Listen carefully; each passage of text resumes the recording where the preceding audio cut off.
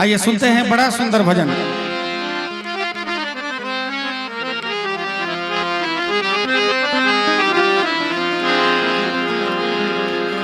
आज हमारे राम जी जंगल जा रहे हैं, उसी क्रम में उनसे केवट मिले। केवट और राम जी का मिलन हो रहा है। आज हमारे राम जी चक्रवर्ती सम्राट के पुत्र थे। आज वो आदेश कर सकते थे कि केवट नाव खोलो, पार करो, वो कर देता, लेकिन नहीं। तभी तो हमारे राम को मर्यादा पुरुषोत्तम कहा गया है। मर्यादा केवट की संपत्ति है, जबरदस्ती नहीं होनी चाहिए। हाथ जोड़ के उनसे विनती करके उनसे काम करवाना है। आज ऐसा वक्त आया है कि जो सबको पार करने वाले हैं, जो सबके जीवन की नैया पार करते हैं, वो भी आज खुद पार होने के लिए केवट के दरवाजे पे आए हैं। कभी कभी भगवान को भी, कभी कभी भगवान को भी भक्तों से काम पड़े। जाना था गंगा पार प्रभु केवट की नाव चढ़े। जाना था गंगा पार प्रभु केवट की नाव चढ़े। कभी कभी भगवान को भी, कभी कभी भगवान को भी भक्तों से काम पड़े। जाना था गंगा पार प्रभु केवट की नाव चढ़े। जाना था गंगा पार प्रभु केवट की नाव चढ़े।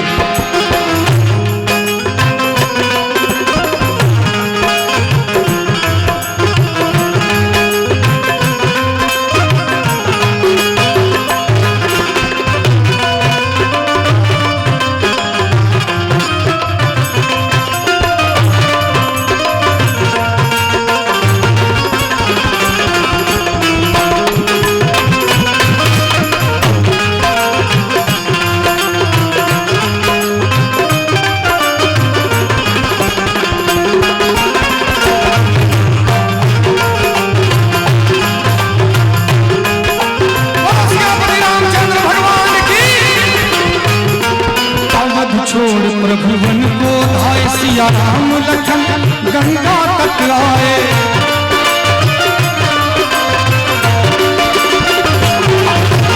अवध छोड़ प्रभुवन को धाय, सिया राम लखन गंगा तट आए। केवट मन ही मन हर्षाए, घर बैठे प्रभु दर्शन पाए। हाथ जोड़ कर प्रभु के आगे, हाथ जोड़ कर प्रभु के आगे, हाथ जोड़ कर प्रभु के आगे केवट मगन खड़े। जाना था गंगा पार केवट की नाव चढ़े। जाना था गंगा पार प्रभु केवट की नाव चढ़े।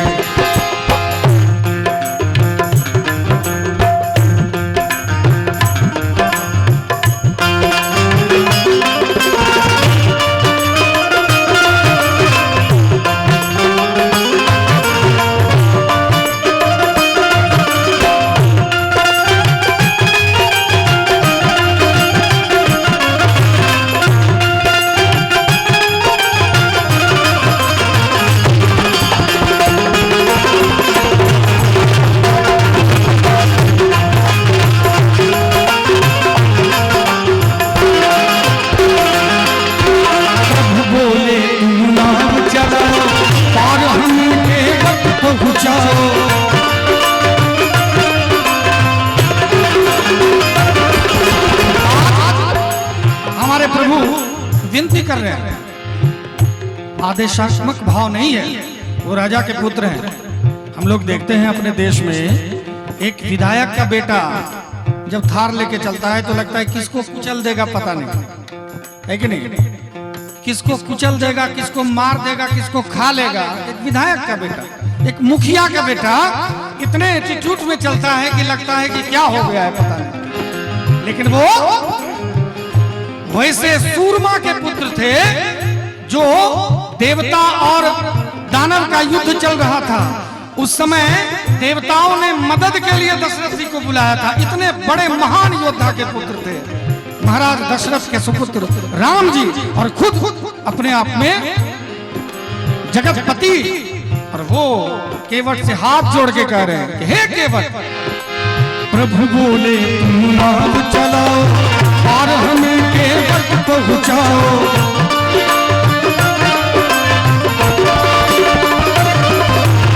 केवट कहता सुनो हमारी, चरण धूल की माया भारी।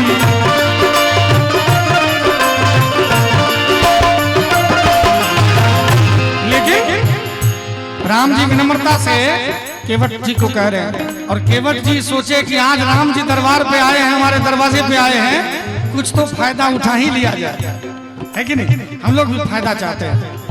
आज केवट भी सोच रहे हैं हम भी कुछ फायदा उठा लें। केवट को एक उपाय सूझी, ऐसे कैसे कहें इनसे। उन्होंने कहा कि हे प्रभु, मैंने सुना है आपके चरण एक पत्थर पर पड़े तो वो नारी हो गई, अहिल्या बन गई। आपके चरण की बड़ी महिमा है, आपके चरण में बड़ा जादू है। आपके चरण मेरे नाव पर पड़ेंगे और वो नाव भी अगर नारी हो गई, एक ही नारी से मैं परेशान हूं, दो नारी होगी तो क्या गड़बड़ हो जाएगा फिर, है कि नहीं? अब ये तो चलो सह भी लेंगे, लेकिन जब वो नारी हो जाएगी तो जो नाव मेरे जीविका का साधन है, जिससे मेरे परिवार का, मेरे बच्चों का पेट पलता है, अब वो नाव ही नारी हो जाएगी तो मैं जीऊंगा कैसे? ऐसे नहीं होगा प्रभु। आपके चरण के धूल में कोई ना कोई जादू है, कोई ना कोई महिमा है। तो भगवान बोले कि क्या करना है बताओ भाई, लेकिन नाव पार करवा दो, विनती कर रहा हूं। तो केवट बोले हे प्रभु, मैं सबसे पहले चरण में जो धूली है उसको धोऊंगा, साफ करके पैर रखवाऊंगा, ताकि चरण पड़ते ही वो नाव नारी ना हो जाए। आज कहते हैं केवट अपने प्रभु से कि हे मेरे राम। केवट कहता सुनो हमारी, चरण धूल की माया भारी। चरण धूल की माया, मैं गरीब नैया मेरी, मैं गरीब नैया मेरी, नारी ना हुई परे। जाना था गंगा पार, केवट की नाव चढ़े। जाना था गंगा पार प्रभु, केवट की नाव चढ़े।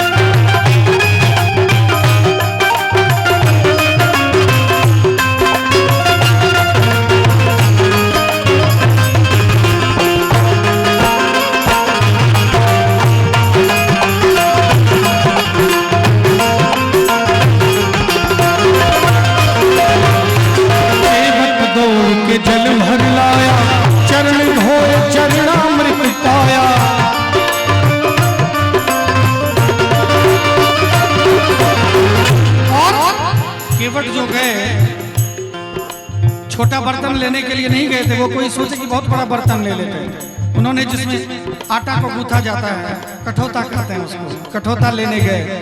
फिर वहां पर सोचा कि कठौता तो गड़बड़ हो जाएगा, फिर उन्होंने क्या किया, लकड़ी का कठौता लाया। ये जो चरणामृत होगा हम सब तो पी लेंगे, अब हमारे जो ममेरे फुफेरे मौसेरे भाई होंगे वो जब तक आएंगे खत्म हो जाएगा तो गड़बड़ हो जाएगा। लकड़ी का कठौता लाता हूं ताकि चरणामृत उसमें सोख ले। जैसे लकड़ी में जल को रखिएगा तो वो सोख लेता है, खत्म भी हो जाता है, फिर भी उसमें जल जाता है। अब लकड़ी के कठौते को लेके केवट आ रहे हैं। अब देखिए, केवट दौड़ के जल भर लाया, चरण धो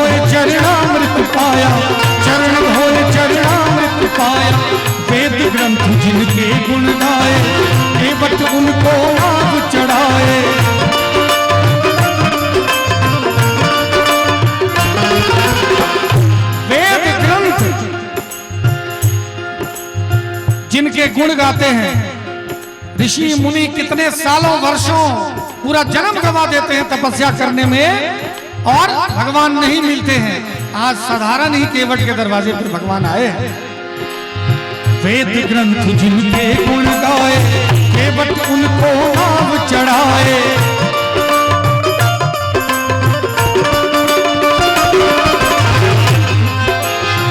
बरसे फूल गगन से ऐसे,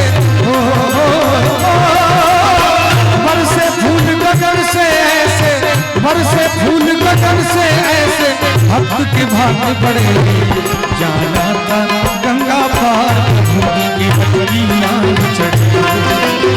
जाना था गंगा पार प्रभु की बदली नाव चढ़े।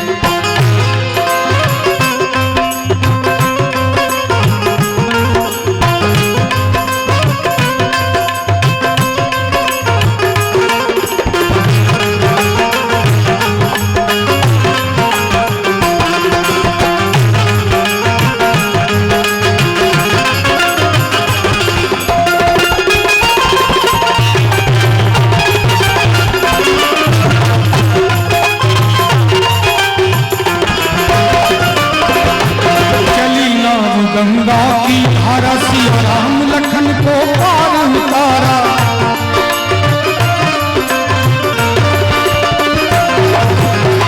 अब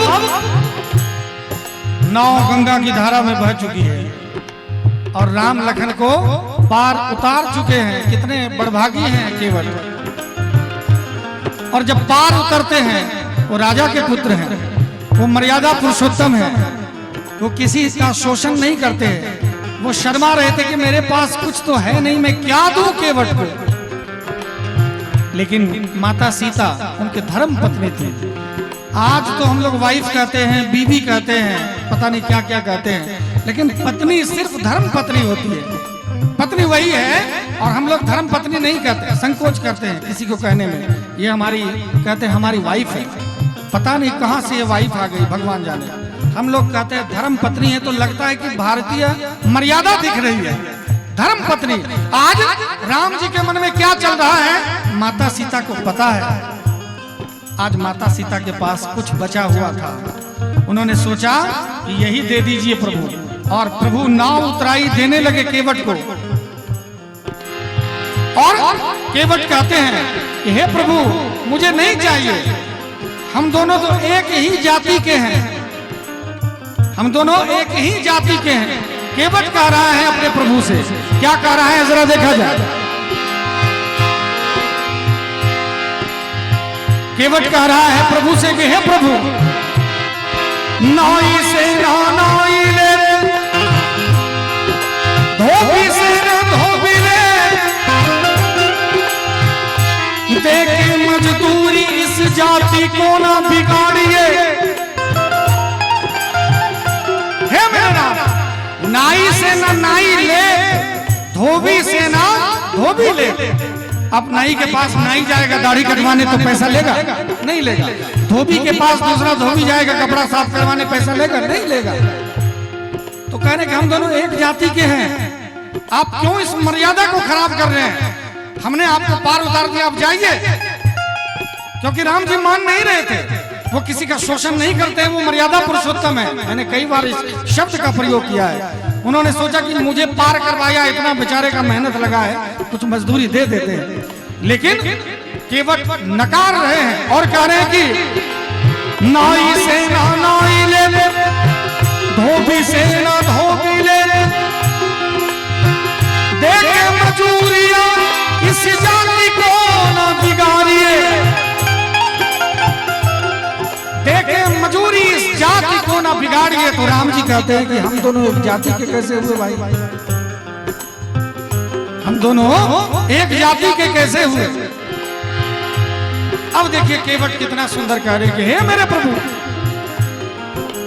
आज आप मेरे घाट पर आए तो मैंने आपको पार उतार दिया, और कल जब मैं आपके घाट पे जाऊंगा तो आप भी मुझे पार उतार देना, बदला 100 हो जाएगा।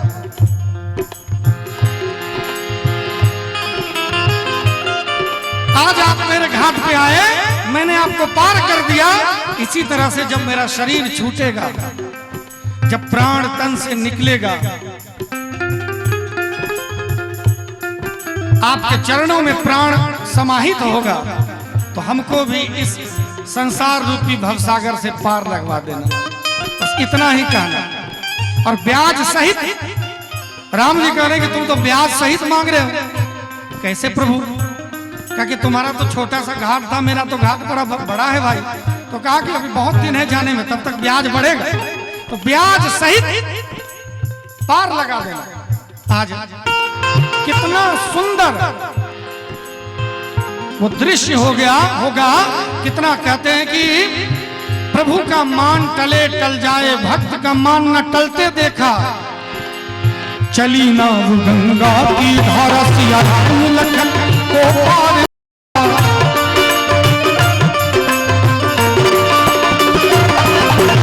प्रभु देने लगना उतराई, केवट कहे नहीं रघुराई।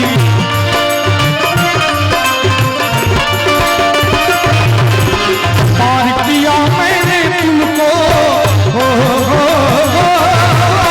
पार किया मैंने तुमको, पार किया मैंने तुमको, अब तुम मुझे पार कर दो। जाना था गंगा पार, बड़ी नाव चढ़े। जाना था गंगा पार, प्रभु बड़ी नाव चढ़े। जाना था पार, प्रभु केवट के नाव चढ़े। आज प्रभु अयोध्या से विदा हो रहे हैं। जितनी प्रजाएं थी सबकी आंखें नम हैं। बहुत लोग कहते हैं कि राम जी ने अपनी पत्नी को ही छोड़ दिया। इतनी समझदारी तो होनी चाहिए कि अपनी पत्नी को साथ रखते। माता सीता के गर्भ में उस समय लव कुश जी थे, उसी समय भेज दिया गया। उनके वो गर्भवती थी, उसी समय भेज दिया गया। कितने मूर्ख, कितने नादान लोग हैं। कैसे कैसे सवाल करते हैं लोग आजकल। कैसे कैसे लोग इस संसार में हो गए जो राम के ऊपर भी उंगली उठा रहे हैं। आज राम जी जंगल जा रहे हैं, सारी प्रजा आगे खड़ी है, सबकी आंखें नम हैं। और प्रजाएं अपने प्रभु से, अपने राम से कह रही है कि हे प्रभु, जरा तेरे ठहरो राम, जरा तेरे ठहरो राम, तमन्ना यही है अभी हमने जी है, अभी हमने जी है। जरा तेरे ठहरो राम, जरा तेरे ठहरो राम, तमन्ना यही है अभी हमने जी है।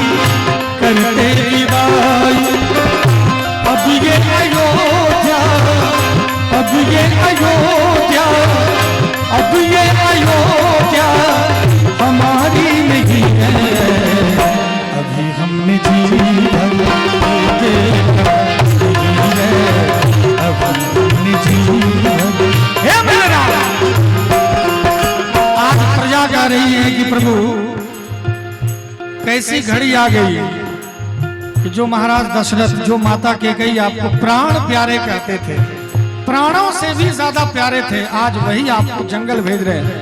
अब हमको भी इस अयोध्या में नहीं रहना है। सारी प्रजाओं की आंखें नम हैं और कह रही हैं, अब ये अयोध्या, अब ये अयोध्या, अब ये अयोध्या हमारी नहीं है। अभी हमने जीवन के देखा नहीं है, अभी हमने जीवन के देखा नहीं है।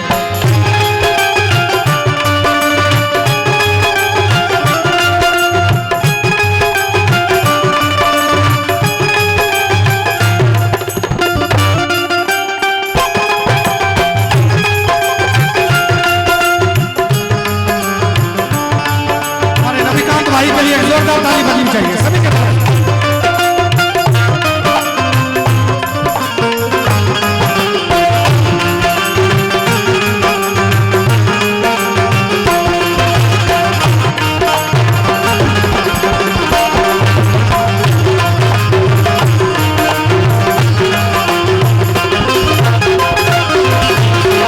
माता कौशल्या की आंख के तारे, दशरथ जी के वो तुम राज दुलारे।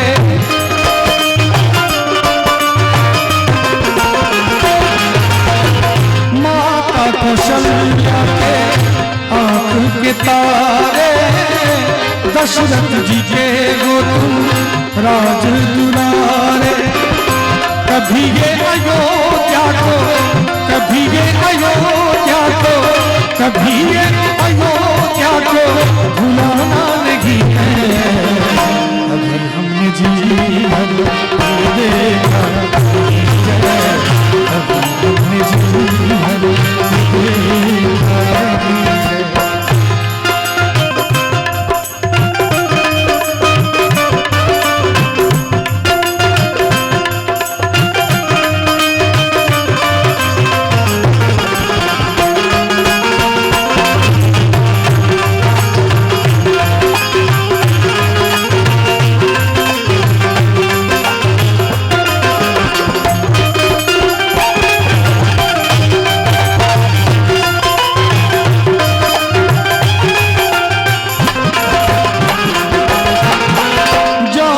प्रभु